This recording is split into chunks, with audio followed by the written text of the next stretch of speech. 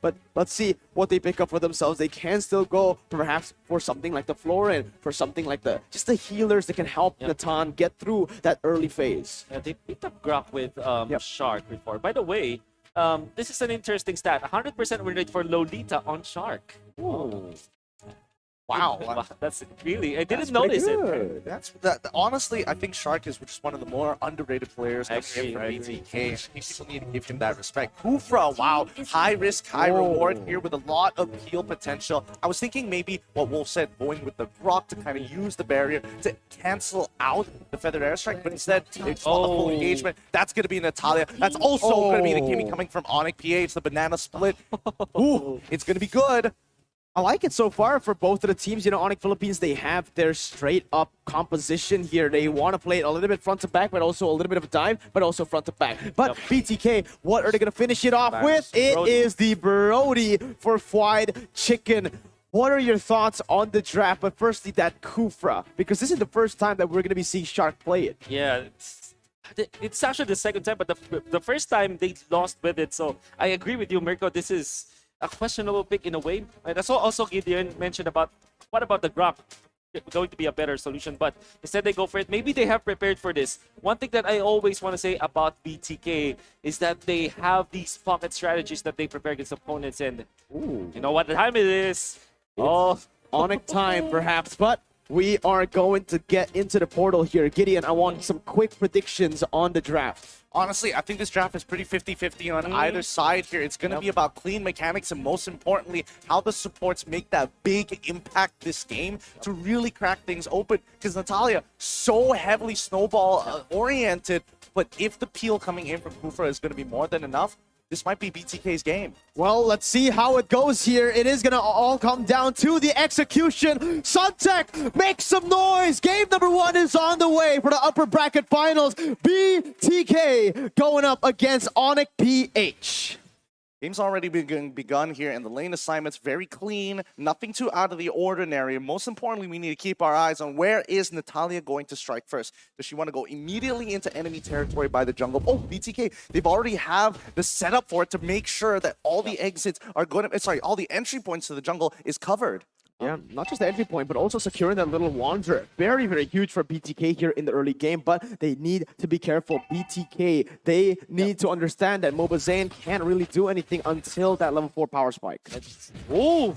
Look at this, Boloyski already doing so much damage. Zia is going to get taken down by Hatred. An amazing first blood by Razor from Onic Philippines. They used Flicker onto Hatred into the BTK lineup in front of the Kufra, as well as the Lilia. How crazy is that? Oh, no! Oh, they find another kill on that bottom side. Fried Chicken is winning his matchup. You can see the flicker was actually really, really good for the side of Fried Chicken. Marquis kind of panicked a little bit in that last moment, and the Kufra was able to capitalize. But so far, it is still better for the side of Onic Philippines. Remember, the kill was taken by Hatred. Meanwhile, BTK, it was taken by Shark.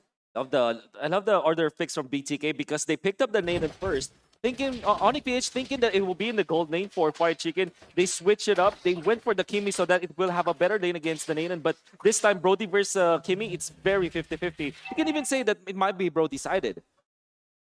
Yeah, honestly, but wait a minute. Boloyski needs to be careful. You can't really jump into that. They will back away, but this turtle, who has pressure on it? Right now, it's BTK. I mean, they're struggling to get pressure because the most important thing for BTK is keep in mind that Boloyski is going to be in this stealth form. The moment they know his position, they have much more of an understanding on where they want to start positioning themselves on the map and, more importantly, protecting their backline. Okay, Kyrie gonna start the turtle up. Shark opening up the map right now, but it's gonna be Boloyski right there going up onto Zia. Black Dragon form to zone them away as Boloyski is just gonna use that to zone and take the turtle from BTK. Onic takes up the first turtle of the game. Passion made possible by the Singapore Tourism Board. Now, looking at how the way BTK is playing, they don't mind sacrificing these neutral objectives because they scale at the end of the day. They're going to have supreme scaling, in matter of fact, with both of their marksmen on their side, and even Zia being able to keep up with them. It's going to be tough because Kyrie will start to eventually fall off. Yeah, I do agree with that, especially with the Kimmy. If you don't get turrets after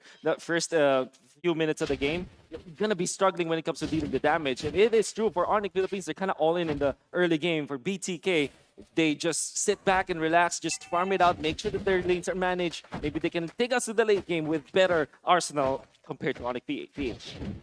Yeah, honestly, right now it's going to be a very, very interesting dynamic because BTK, they're playing it really, really safe. And look at the pathing coming in from BTK. Moba Zane always on the opposite side of Kyrie. This is amazing. Yep, it's really, really good here because the most important thing is to protect that Brody lane. They want to play generally down towards that bottom side and make sure that Brody doesn't get punished because it's hard to hurt Esmeralda overall. We can see right now, Hatred popping in the Feather Airstrike to be able to zone away. But people from the mid lane, Beloyski, will be able to chunk Mobas in a little bit as Hatred, again, doesn't have the Feather Airstrike, can't really contest, can't really poke him a little bit anymore. But Kyrie and Onic, they're waiting for something here. No, this is good. They're waiting for BTK to make that first mistake here. Shark going for a big setup overall, but you can tell that BTK making sure they're... Oh, hold on. Oh, Black Shoes actually popped Kyrie. Amazing, amazing read right there. But Onic PH still only in the 200 gold lead. Little bit of pressure bottom lanes would be good for BTK. Oh, Marky's got to be careful. We'll be able to get the vision. Oh, Shark! What was that? Tyrus Revenge and the flicker out of nowhere. Didn't even expect it. Marky still has the flicker. Beautiful, beautiful flicker into Tyrant's Rage there. Because every time you see it, you never really can react to the overall flicker mechanic. It just happens so fast and you think, man, it looks like someone's trolling Tyrant Rage in a weird direction, suddenly flickering on top of you. Good play coming in from Shark. A wonderful play. Now, Onic PH, their answers to get the neutral objectives. For BTK, they have snatched the lead back to their side, and taking down the outer turret energy shields in the bottom lane is going to be big for White Chicken. The kills that they were getting onto Marky, 0 and 2 for now, is going good for BTK because it means that you're stopping the snowball of a Kimmy.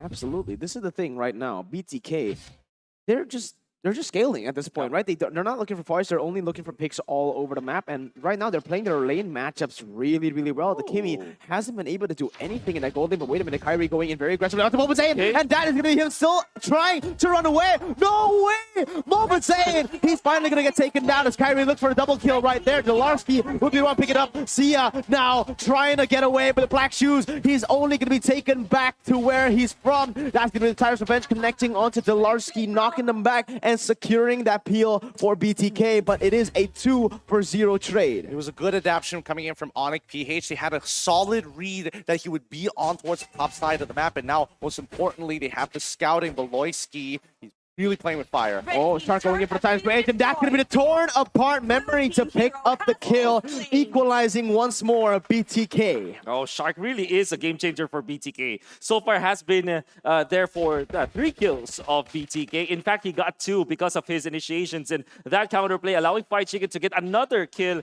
this time on Beloyski. This is amazing for BTK. And the lead that Onic PH at 130 gold, this is not what you want if you're just looking at their lineup. In fact, BTK, despite them struggling a little bit, this is actually pretty good for the team. How good can it get, though? They want to start pressing their leads. They're pushing it on towards that top side. Yes, turtles are falling into Onic PH's side, but one bad fight could really turn the favorites into BTK. This is not good for the side of Onic Philippines, honestly, right? They need more than just 300 gold. Beloyski going on to White Chicken. That's a lot of damage placed, but the amazing flicker and the bouncing ball at the right moment will be able to ensure his safety again. Onic PH, they've been in control of these turtles, but right now it is only a 700 gold lead built up. And Beloyski, he's such a team player. He did not want to use his execute. He really wanted to get the kill. Oh, wait a minute. Shark's going to get caught, and that's going to be him taken down right there. Tyrus Revenge unable to connect as Delarski will be able to zone 4 members away. Kyrie picking up the turtle the 3rd time in this game.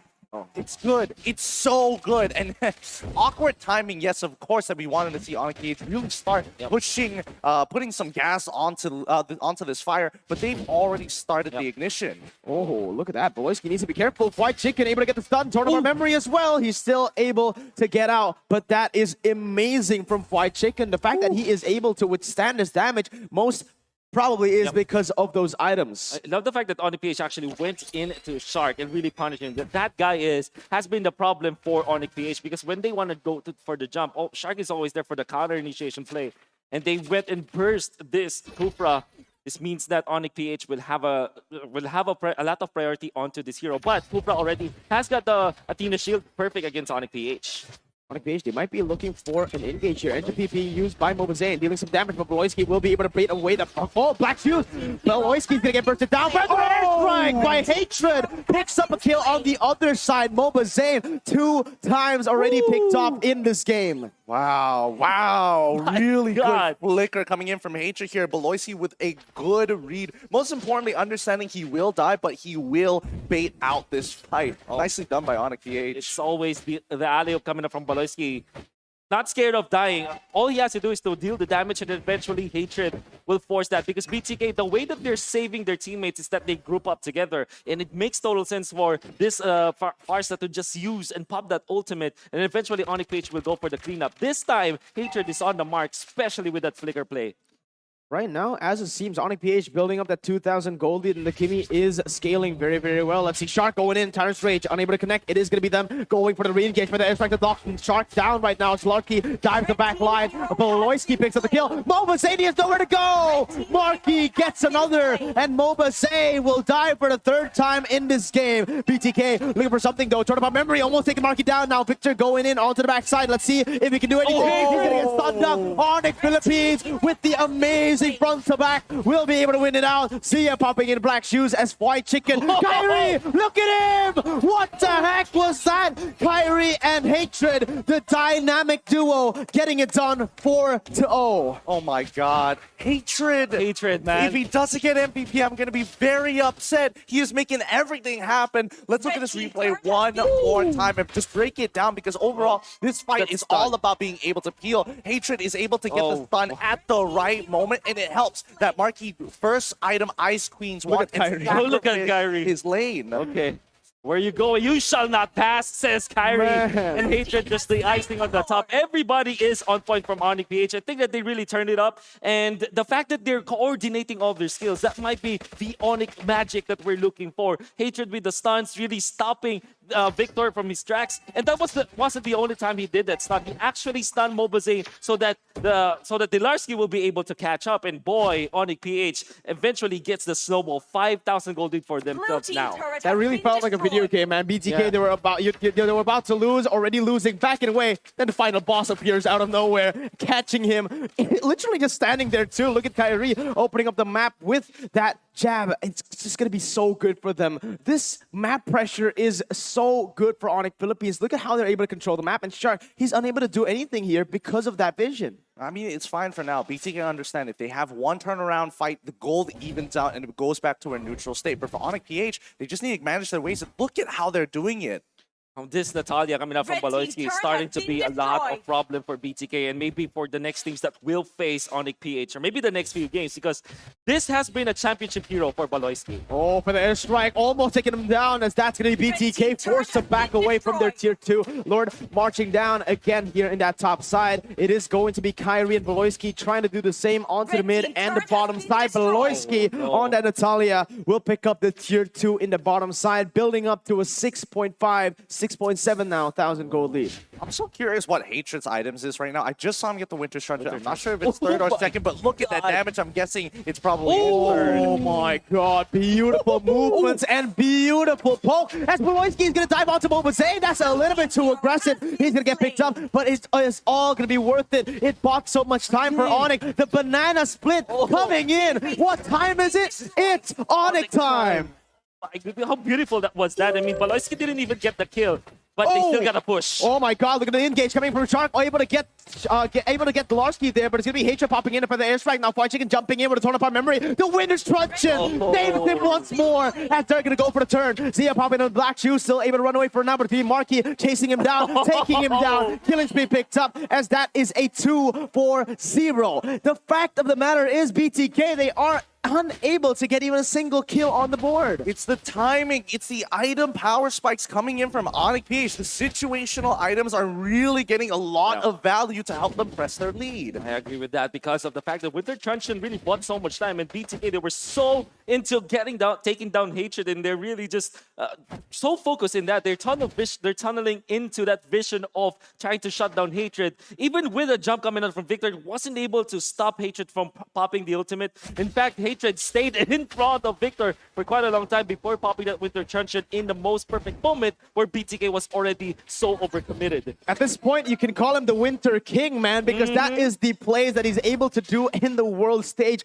constantly against RRQ and now against BTK. Onic pushing the pace with the 7,000 gold lead, manipulating those waves, waiting for the Lord. Still, if you're looking at BTK, still have to look at their scaling. For Onic PH, it's true that their split push has been doing well. They have been getting this macro lead and they have been snowballing. But you'd never ever have to underestimate the scaling of both the Nathan as well as the Brody. They still will be stronger when the gold is even. Maybe around the 20-minute mark when everything is just equalized. BTK, as long as they hang on to their base, this is still winnable for them. I mean, this is going to be nerve-wracking, especially for Fly Chicken. He went to optimally build very defensively, getting too early defensive item components in the Juggernaut armor, making sure that he could survive. But he's only got a Blade of Despair right now, and he needs way more damage. He understands that he's going to get an item power spike later on. They just need to survive through this onslaught. Oh man, that feather airstrike. Oh my god! They keep doing this. Baloyski, his positioning is immaculate. The brilliant display of the banana split once again for Onic.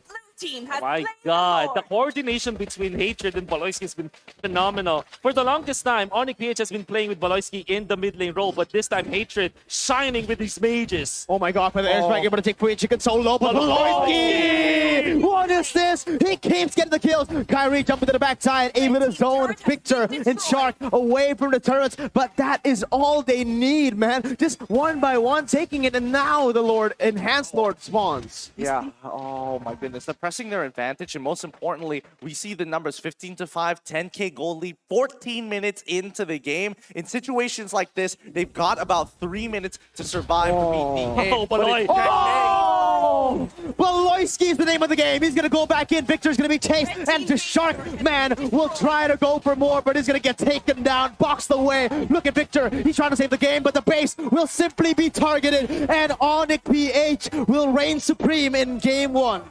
Oh my goodness, Baloyski to Hatred. That's an alley-oop once again. So many times it happened in this game. And look at the face of the guy. Came face on. Hatred is angry and he's not gonna stop. Look at the confidence of these guys. Snowballing through. The multitasking from Onic PH is a treat to watch. You see them just trying to get a kill, also while taking the Lord, also while split pushing. Man, the split push is real. It really is. It was a very clean game, and once again, checkmate coming in from Onic. Once they started progressing their lead, the moment they hit 5, they understood they had a good situational item to bait out that fight. That's when they put the final nail in the coffin. Well done for Onic, Onic Philippines. It's just, what else can you really say about that? Wow. What I can say is you need to ban away the Natalia. You can kind of say, this was exactly what you said in the draft.